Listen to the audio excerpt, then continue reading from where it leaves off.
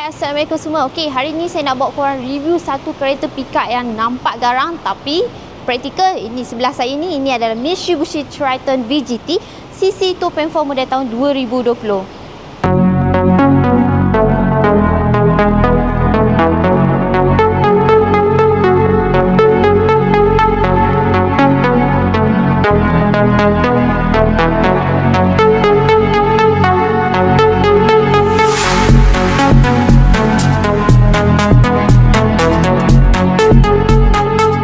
Okey, rekaan Triton ni kalau korang tengok dia menggunakan rekaan Dynamic Shield Mitsubishi ya.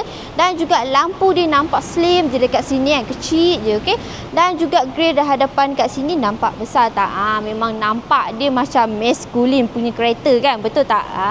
Dan lagi satu korang kena tahu dia punya tinggi pun memang ngam je. Tak terlalu tinggi dan tak terlalu rendah, okey. Dia tak menjulang tapi masih nampak gagah je dekat highway. Masuk pula bahagian enjin dia. Enjin dia menggunakan enjin 2.4 liter Mavic turbo diesel, okey. So dia menghasilkan sekitar 181 horsepower dan 430 Nm of torque. So dia punya torque tu memang terasa masa korang nak potong ataupun korang bawa muatan berat. Okey, masuk bahagian dalaman dia. Kalau korang tengok, dia nampak simple tapi kemas. Dan juga dia datangi dengan full start full button, cruise control, lepas tu screen infotainment system. Dan yang paling best sekali, dia ada, ni nampak tak, pedal shift. Okey, jarang tau kereta pickup ada ciri macam ni, okey.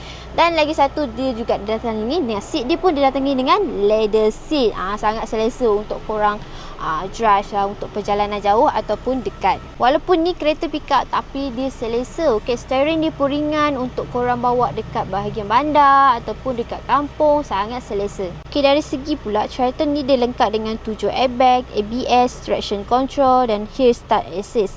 So dia sangat sesuai untuk kerja lasak ataupun kegunaan harian korang. Okey, harga sebuah kereta pickup ni bermula daripada 83,780, okey. Bulanan dalam 900 lebih, ikat los 9 tahun. So untuk korang yang tengah cari kereta pickup untuk kegunaan bisnes kecil korang ataupun kegunaan harian ataupun nak raya ni nak balik kampung pakai kereta pickup ni, korang boleh contact kita sekarang sementara stok masih ada, okey. So untuk korang yang berminat dengan kereta pickup sebelah ni, korang boleh PM kita sekarang. Alright, bye. Assalamualaikum.